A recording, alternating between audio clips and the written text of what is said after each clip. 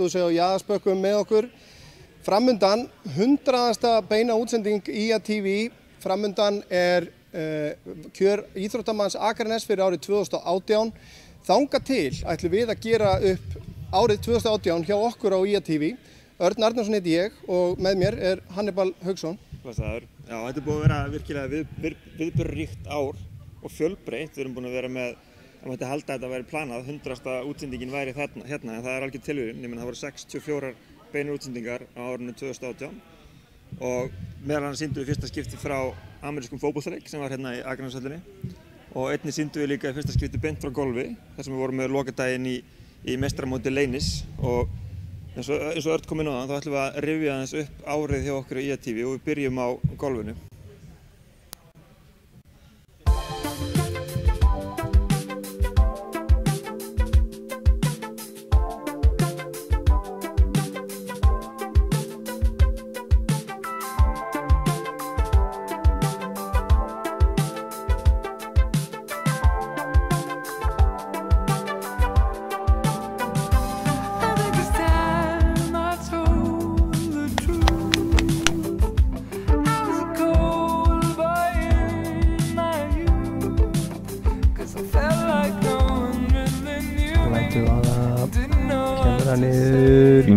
Þetta frábært pútt hjá Rómari.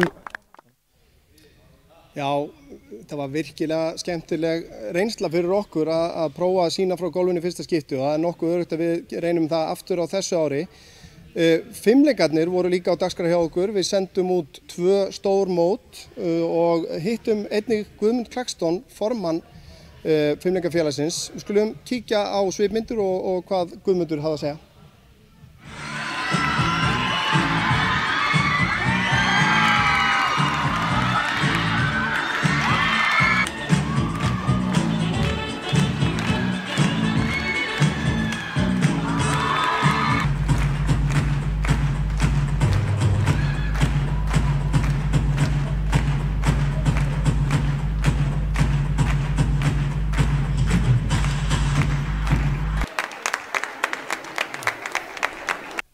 Guðmundur Klakston, formaður FIMA, velkomin og gleðilegt ár. Takk sömuleiðis. Hvernig var árið 2018 hjá FIMA? Árið 2018 var bara mjög stórt ár í sögu félagsins. Það var hafist handa við nýtt fimmleikahús á Vesturgötunni og það kemur til með að gjörbreyta allri okkar aðstöðu. Á árinu var líka lagt mikinn metnað í að byggja upp drengjahóp í fimmleikum og það að takast núna við stefnum að því að fara með þann hóp í keppni í ár á Íslands og byggamóti. Hvað manna búið að gerast? Við prófum að stofna svona góldríhóp og það fyrir þá sem að eru kannski voru að stunda fimmleika á sínum yngri árum og eða eru nýhætt og vilja stunda fimmleika og góða hreyfingu og hérna á þess að vera með þessa miklu ákefð sem að í daglega í fimmleikunum og það fór mjög vel af stað. Við erum búin að bæta við okkur töluvert í gæðum í þjálfun.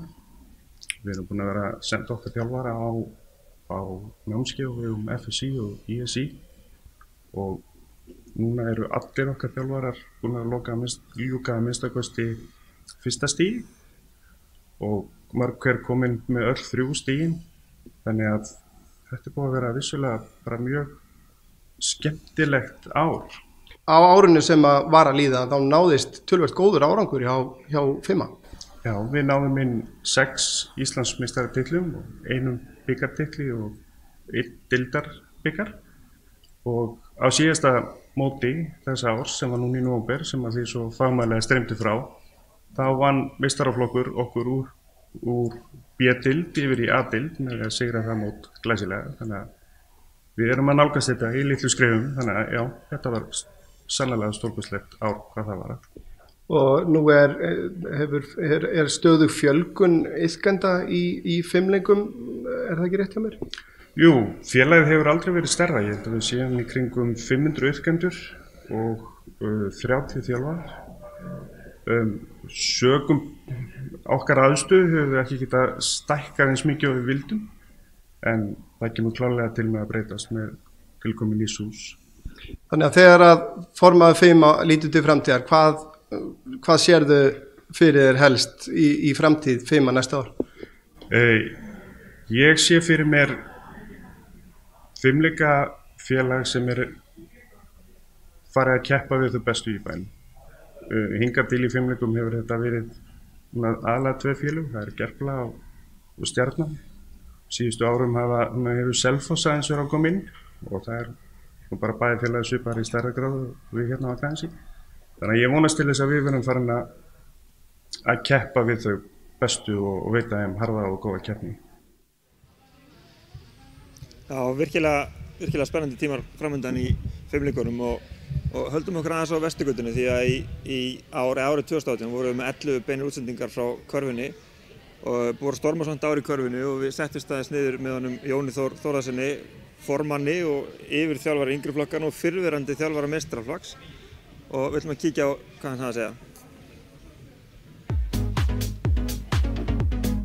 Út á Kasper býður honum, taktu það, beint upp í þristinn, spjaldið honni! Hann ætlar upp, nei, hann of lengi að þessu, nær að halda boltanum og hvað, kemur honum á Jón Orra og það brotið á honum og Jón Orri setur hann honni í maður. Fær hann hérna. Vel gert hjá Tjás, klára með vinstri, spjaldið honni. Og Skagamenn byrja að sækja, Sindri keyrir inn að körfunni, skora glæsilega 2-0. En þá ætlum við að segja þessu lokið hérna frá Íþróttafélagi Vesturgötu að Skagamenn lendu í sínum fyrsta heimasigri síðan janúar 2017. Jón Þór Þórðarsson, formaður og fyrrverandi þjálfari Körfuknattleiksfélags IA, velkomin í settið til okkar. Takk fyrir það. Gerum aðeins upp árið 2018, þetta er stórt ár kannski en samt lítið fyrir Körfuknattleiksfélagi IA. Já, ef við horfum á körfuna þá var þetta svona svolítið skrautlegt ár þannig mikil svona rússíbani. Við erum náttúrulega kannski okkar megin fókus er yngri flokkastarfið og uppbyggingin á því og það hefur nú bara gengið vel og það er svona hápunkturinn en það er svona erfiðara þegar það er komið upp í meistaraflokka og þá erum við að glíma við svolítið kynslóðabil, eldri og reyndari að detta út og þeir yngri kannski ekki alveg tilbúin að taka við þannig að það er erfitt. Nú náttúrulega gekk kannski tökum meistaraflokkin ekki droslega vel í fyrstu deildinni, hafa tekin ákvörðun að fara niður í aðra deild. Svona eftir að hyggja, hvernig metur þá ákvörðun? Það bara er að birtast að það hafi verið skynsamleg og góð ákvörðun sko. Það er svona bara léttari yfir öllu, það er reksturinn allur léttari og framkvæmt á leikjum. Við getum nýtt leikinn til að þjálfa nýtt fólki að vera á ritaraborði og þess áttar. Það er ekki eins mikla kröfur og í fyrstdeildinni og svo tala ekki fjárhagslegu hliðina. Þurfa ekki að vera að fara í öll þessi ferðalög og og bara erfiðari deild og við sjáum kannski hvernig þetta er að birtast hjá Snæfell sem gengur mjög illa að vera að tapa öllu leikjum og ég er hræddur að við hefðum verið á þeim stað ef við hefðum tekið það ákvörðun sko. Nú er kannski svona alltaf 2 áramót hjá þeim sem í kringum körfuna, það er náttúrulega tímabilið byrjar í október og endar í apríl cirka. Nú erum við að gera upp svona árið 2018 og við tökum þá seinni hlutann á fyrstu deildinni og svo fyrri hlutann núna í annarri deildinni. Hvernig horfir núna 2019 fyrir þeir í körfunni? 2019 er bara mjög spennandi, sérstaklega upp af ársins 2019 þá er svona seinni hlutin á keppnistímabilinu að fara í gang. Það er svona allt komið í gang og í gír og margir okkar yngri flokkum bara í góðri stöðum að ná langt og og ef við tölum við minnibolta þá er stóra nettamóti í Reykjanesbæ sem allir hlakka til og í meistaraflokki erum við í úrslitakeppnissæti sem við erum að keppast af við að halda og ef það gengur upp að þá gæti til dæmis mars og apríl verið mjög spennandi fyrir okkur og svo náttúrulega erum við líka að fara erlendis með drengi í 7., 8. og 9. bekk. Það sem verður í júní, þannig að það er langt síðan við gert eitthvað svoleiðis, þannig að það er fullt af mjög skemmtilegum og spennandi viðburðum hjá okkur í körfunni framöndan, sko. En svona bara eitthvað að lokum frá þér á körfunni? Nei, bara, við bara óskum öllum gleðilegs ás og þetta verið farsælt íþróttaár almennt á Akranesi og við í körfunni erum spenntir og erum að byrja strax að fara að keppa í byrjum reyndar unglingaflokki í gær og svo strax leikur bikarleikur í 9. flokki í 8. úrslitum á föstudaginn og svo náttúrulega byrja deildin að fara í forsetahöllina á Álftanesi á sunnudaginn og við komum þar með óvæntan stuðning þar sem að Tjass var svo ánægður á Akranesi að hann fekk vin sinn til að koma með sér og hann vildi bara ólmur koma því að það er gott af Akranesi og vildi vera með okkur út þetta tímabil þannig að við erum bara spenntir og brattir, sko. Og við erum líka spenntir að sýna þá frá því hérna á ÍA-TV að fá nýja og fleiri leikmenn í lið. Já, þetta verður vonandi þá bara skemmtilegra sjónvarpsefni á ÍA-TV, það er kannski til þess að líka svolítið leikurinn gerður og við reynum að spila það. Við vorum kannski ekki með gott sjónvarpsefni á síðustu tímabil en það hefur verið mun skemmtilegra á þessi keppnistíma, að heyra það hefur verið svona hraðari leikir og spennandi leikir og og það er ómeðalegt að hafa ÍA-TV og við bara þökkum þeim kærlega stuðningin og samstarfið þegar náttúrulega taka upp okkar leiki og við nýtum það okkur mikið til að leikreina hluti og erum með sérstakt forrit til að gera það sem að fengum stuðning frá Skaginn 3X og Þorgeir Ellert til að fjármagna þannig að við nýtum okkur ÍA-TV og tæknin alveg til þess ítrasta. Já, lofum að vera í körfunni og spennandi tímar líka þar en við höldum okkur við boltan. Fótboltinn var fyrirferðarmikill hjá okkur. Já, fótboltinn var í rauninni megin uppistaðan af dagskráni hjá okkur á árinu 2018. Kára-liðið átti frábært sumar og við sendum út 16 leiki með Kára í sumar. Við ætlum að kíkja aðeins á myndbrot og heyra í Lúðvík Gunnarssoni, þjálfara.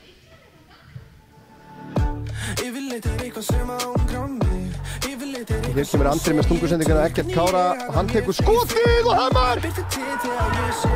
Hítbolti og hann er eitthvað ragur við að fara Já! Sindri fær boltan með snirtilega sendingu á Ragnar Már Signar!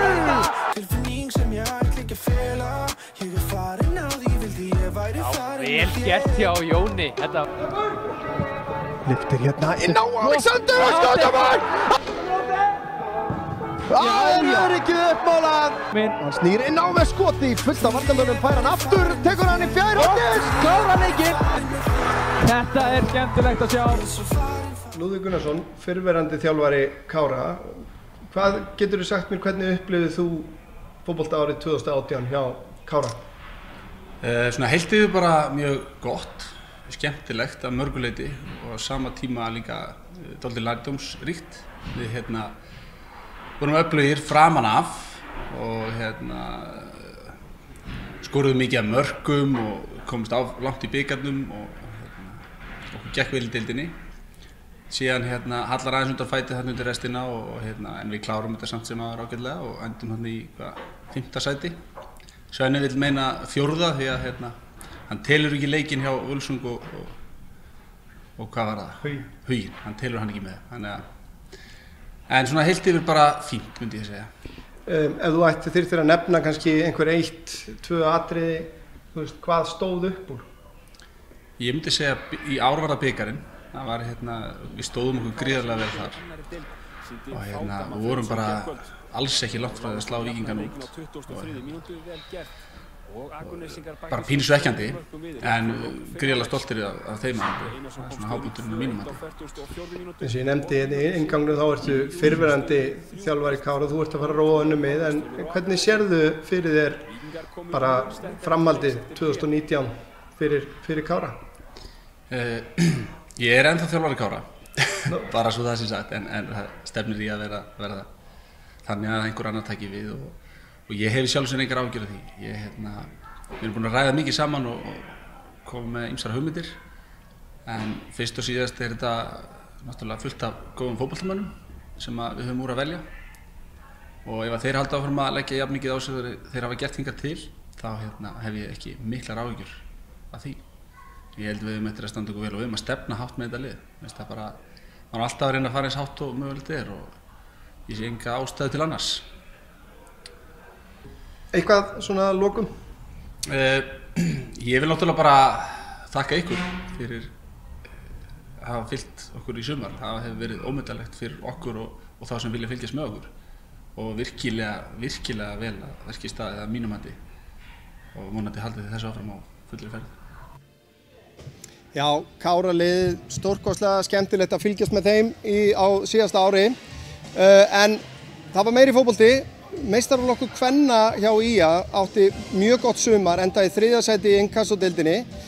Við sendum út 14 leiki með þeim síðasta ár og við fengum Helenu Ólafsdóttur þjálfara til þess að fara yfir árið og spá í það næsta.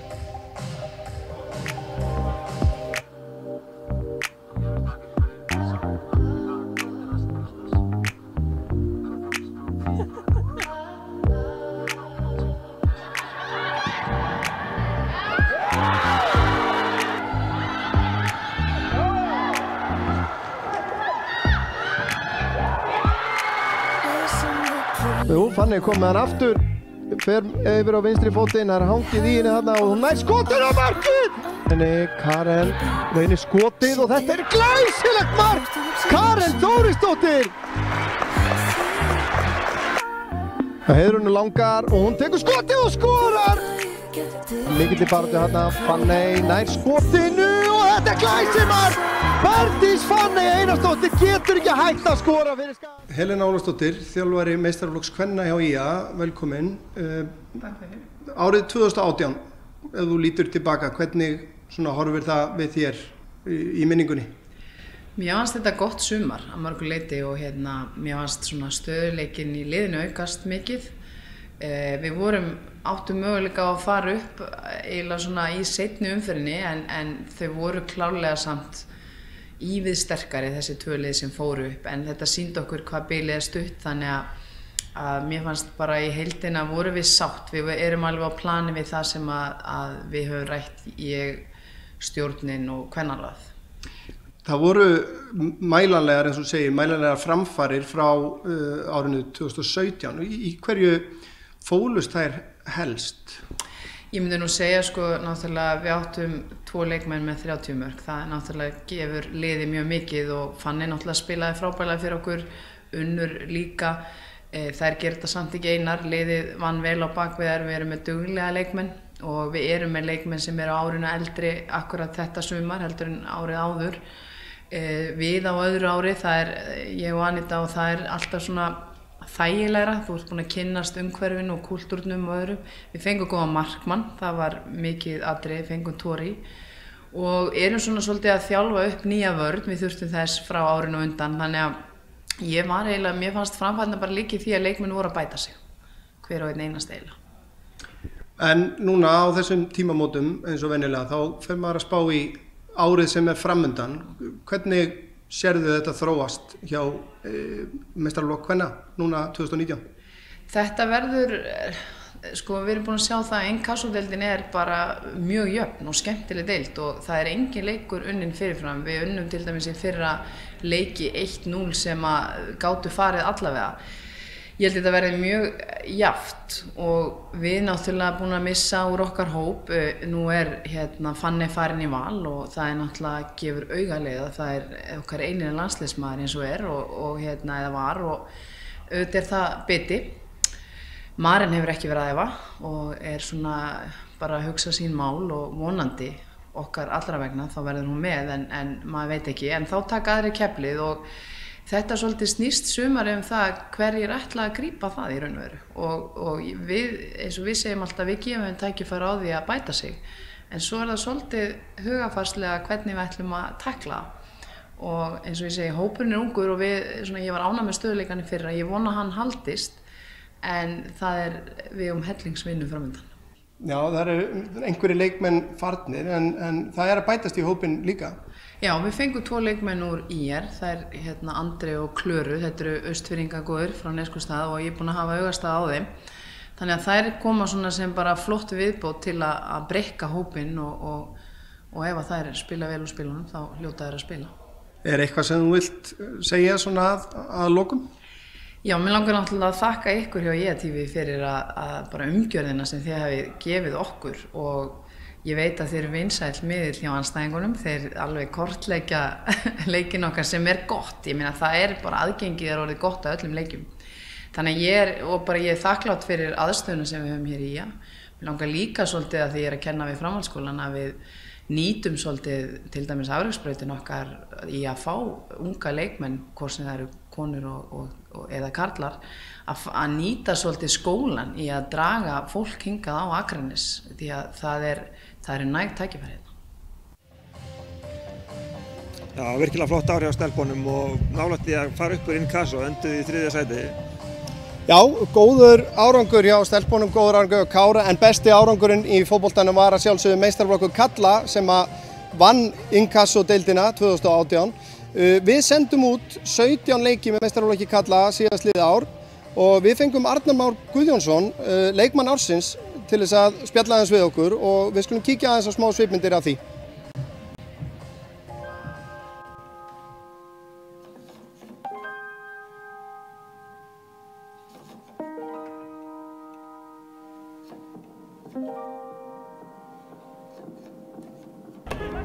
Með boltan inn og tegir Arnór Snær! Arnór Snær með glæsilegt mark! Einar kemst inn í þetta, hann undan í boltan, setur hann Stefán, sem skorar! Inn á Bjarka, Bjarki potar hann aftur og Garðar snýr og Garðar! Arnarsson! Skorar! Hann með skotur þessar Einarsson! Arnór Guðjónsson!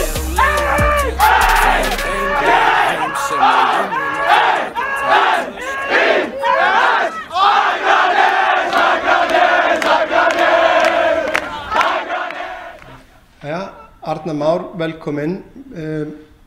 Hvernig, þegar þú lítur tilbaka í heildina, hvernig var árið 2018 í knattspyrnu karla á Akranesi?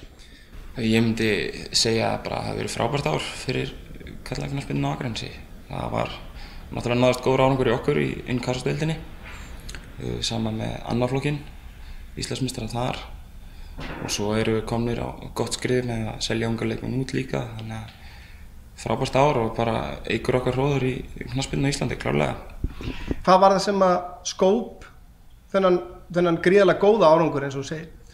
Já, náttúrulega bara ég verði að gefa Jóa og Sigga ansi mikið hrós hvernig þeir tóku þessum hópi á sínum tíma og eru svona búin að búa til góða heildarmynd hvernig á að gera hlutina og það bara virkaði fullkomlega í sumar, þannig að það allir á sömu braut og við erum að æfa eins og skepnur og eins og Inkasso-deildinni þá bara skiptir það hellingsmáli, þannig að ég held bara hvernig við æfum og hvaða áherslur eru og þetta mjög einfaldar áherslur og auðvelt að fara eftir þeim og þannig að það rauninni skila okkur þessum árangur í sumar. Það eiginlega ekki hægt að tala fótbolta sumarið 2018 án þess að minnast á Instagram-ævintýrið hjá þér og okkur, þetta mark á móti Þór. Það eina sem ég langar að spyrja þig varðandi það hvernig í ósköpunum dettur mönnum þetta í hug að taka skot af þessu færi? Ja, ég hef reynda gert þetta áður, þannig að þetta alltaf in the back of my mind, svona þegar maður alltaf með smá auga á hvar markmaðurinn þannig að þetta í rauninni bara instinkt og já, maður búinn að vera að leika sér í fótbolta frá þegar maður 3 ára og bomba boltanum út á velli og þannig að maður er kannski líka komið með það sjálfstraust á þessum aldri að reyna hlutin út á velli, þannig að þetta bara alveg fótbolta heili og þóra. Herðu, en varðandi 2019, nú IA komið í efstu deild aftur, hvernig sérðu það þróast og hvað þurfa Skagamenn að gera til þess að halda sér í deildinni og hvaða markmið eru verið að setja fyrir þetta tímabil?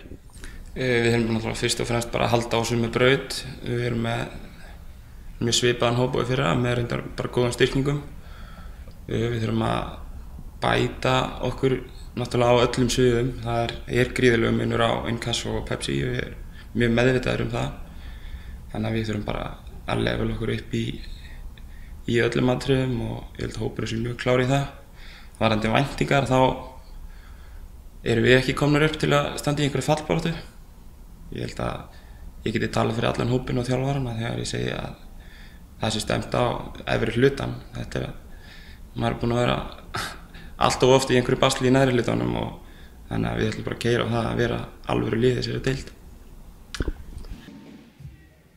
Þetta mark hjá Arnari Már, þetta svo magnað. Já, maður fær ekki nóg að því, það náttúrulega var einn af hápunktum okkar á IA-TV þegar að þetta mark, þessi klippa af þessu marki þá fyrir flugeldasýningin í gang. Já, en þetta mark fór mjög hátt á Instagram, náði nokkrum milljónum áhorfa, en við erum búnir að fara yfir það helsta sem var í boði á dagskránni okkur, en við erum með meira. Já, Íþróttabandalagið stendur saman af 19 aðildarfélögum og það framkvæmdastjórinn hún Hildur Karen sem er svona yfir öllu batteríinu og vinnur mikið af sýnilegri og ósýnilegri vinnu. Við settumst aðeins niður með Hildi og ræddum aðeins við hana starf framkvæmdastjóri fyrir IA og hvernig hún sér árið 2018 og 2019.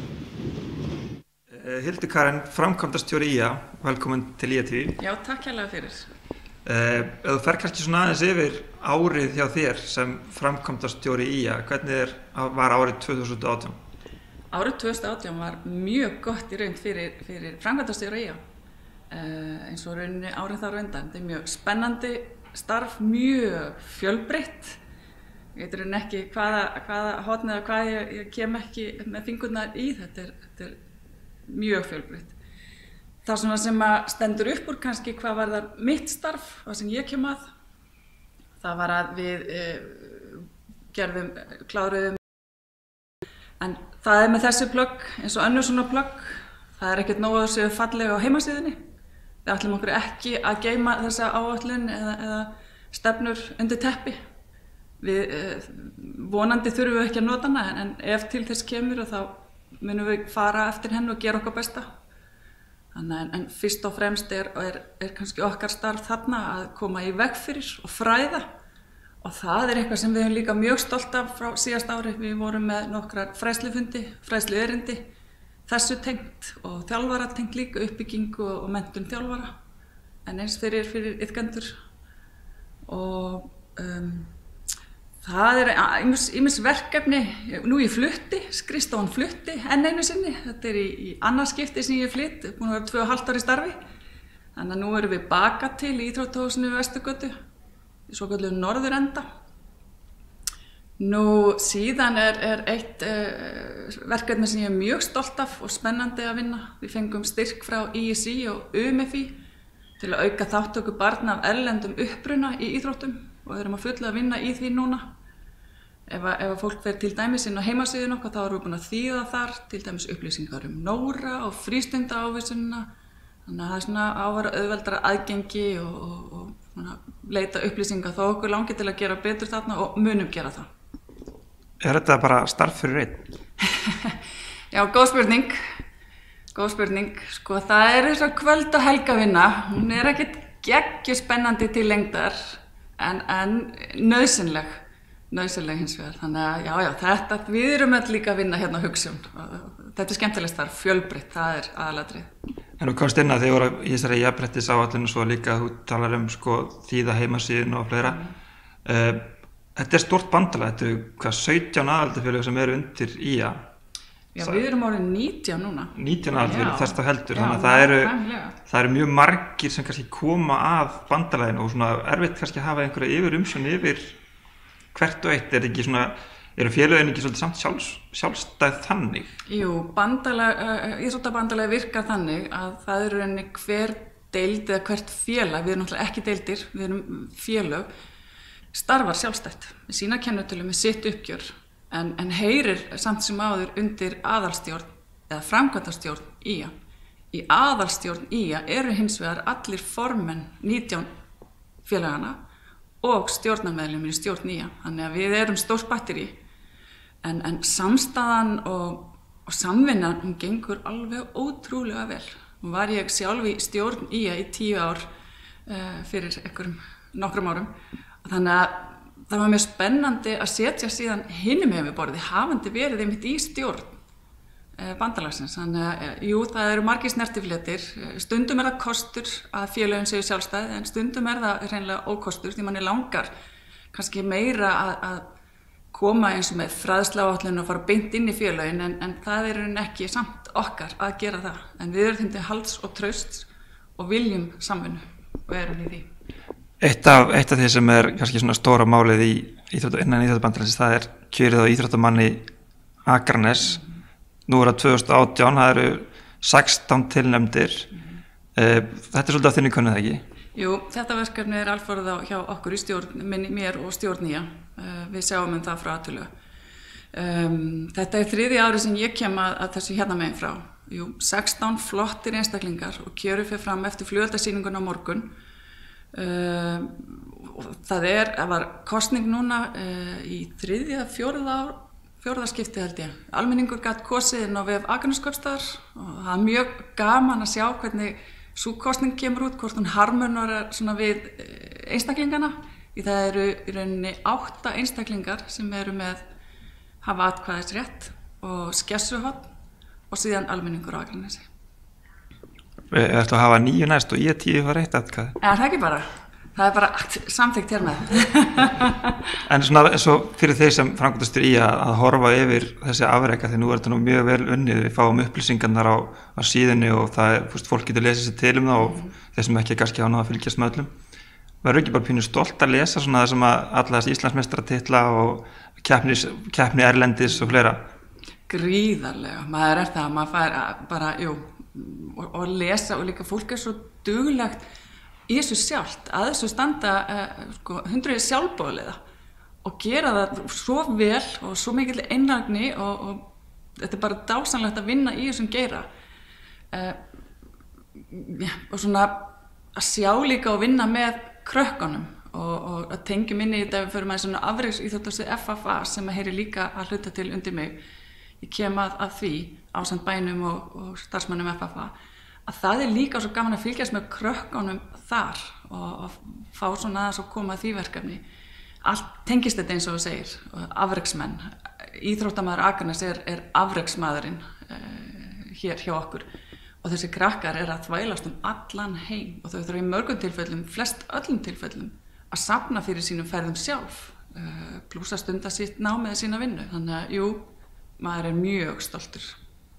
Nú höfum líka komið að því til með fatnaðinn fyrir þetta að þessir iðkendur ungir sem aldnir sem eru á ferðum landið og bara heiminn sem að bera merkja okkar, þetta flaggskip Akranes, þetta ekki sammála því? Já, algjörlega.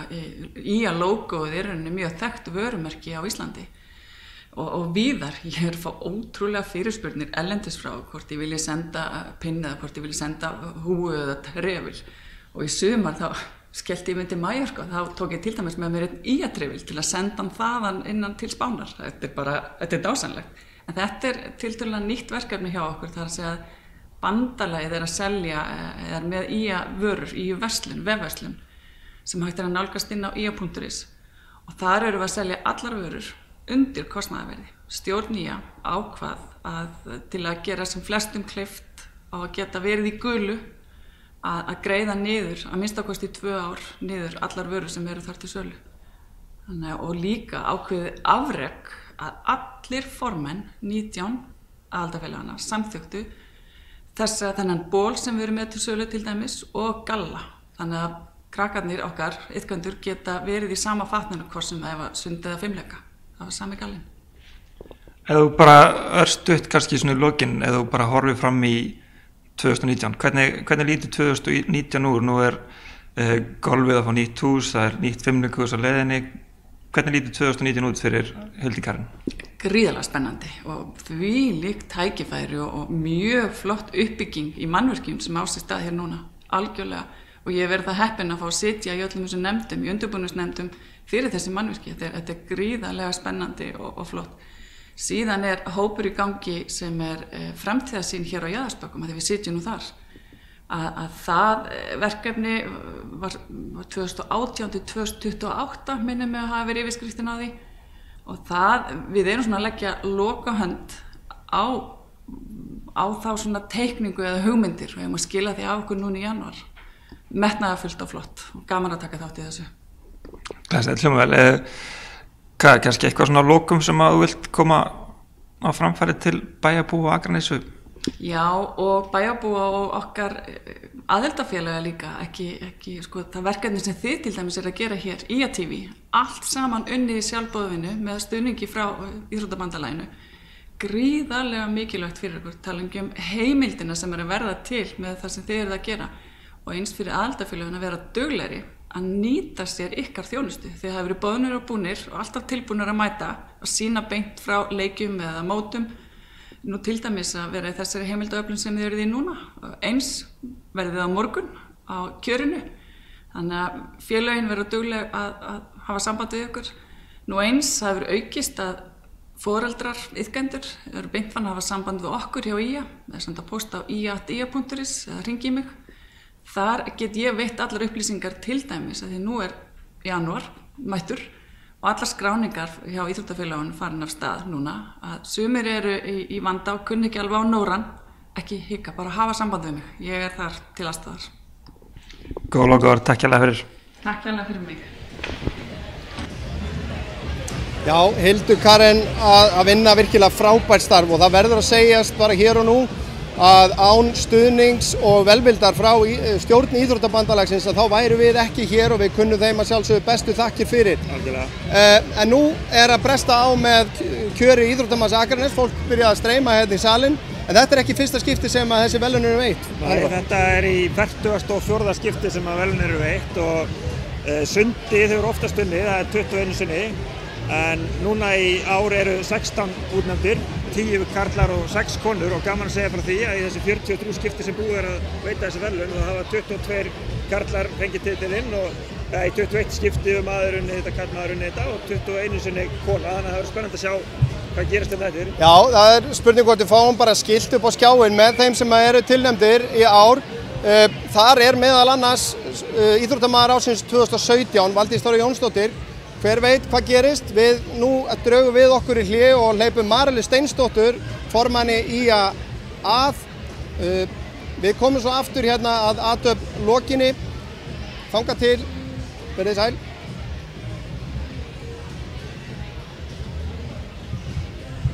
Velkomnir Rúmin.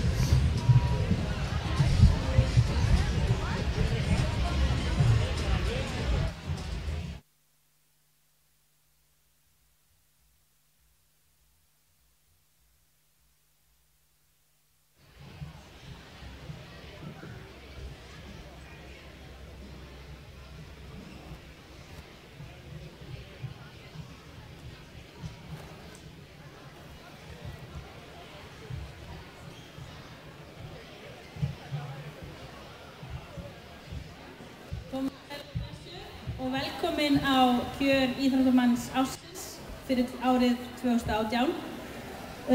Fyrir ykkur sem eru á kuldanum úti þá er heitt kakó hérna til hliðar, endilega fáið ykkur.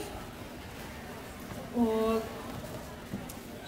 ég ætla bara að byrja á að kynna þá íþróttamenn sem hafa orðið Íslands eða bikarmeistarar á árinu í unglingaorðins eða öldungaflokkum. Hjá badmintonfélagi Akraness voru 6 Íslandsmeistarar á árinu. Það voru þau Máni Berg Ellertsson sem var Íslandsmeistari í einliðaleik, tvíliðaleik og tvöndaleik í U11. Viktor Freyr Ólafsson í einliðaleik U11. Brynjar Már Ellertsson í einliðaleik, tvíliðaleik og tvöndaleik U17. Davíð Örn Harðarsson í tvíliðaleik U19. Úlfheiður Embla Ásgeirsdóttir í tvíliðaleik U19 og í B-flokki fullorðinna urðu þau Davíð Örn Harðarsson og María Rún Ellersdóttir Íslandsmeistarar í einliðaleik. Í fimleikafélagi Akraness voru 6 hópar sem unnu Íslandsmeistaratitil og 1 hópur sem var deildar og bikarmeistari að auki. Það voru 5. flokkur stúlkna sem var bikarmeistari, Íslandsmeistari og deildarmeistari í hópfimleikum. 4. flokkur stúlkna var Íslandsmeistari í D-deild í hópfimleikum